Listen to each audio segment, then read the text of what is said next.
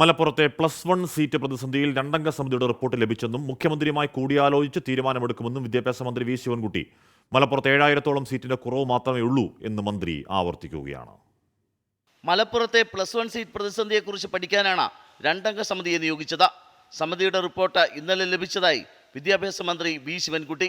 അധിക താൽക്കാലിക ബാച്ച് അനുവദിക്കുന്നതിൽ മുഖ്യമന്ത്രിയുമായി കൂടിയാലോചന നടത്തും.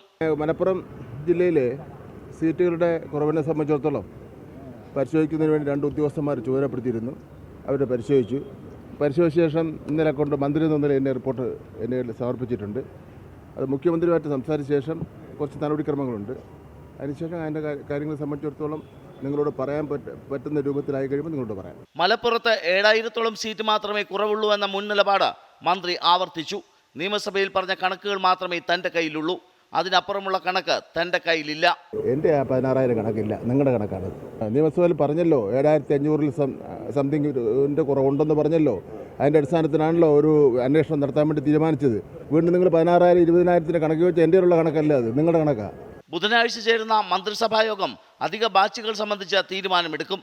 ജൂലൈ 4-ന് വൈകിട്ട് 5 വരെയായിരുന്നു +1 പ്രവേശനത്തിന് ഓപ്ഷൻ നൽകാനുള്ള സമയം. 24 തിരുവനന്തപുരം.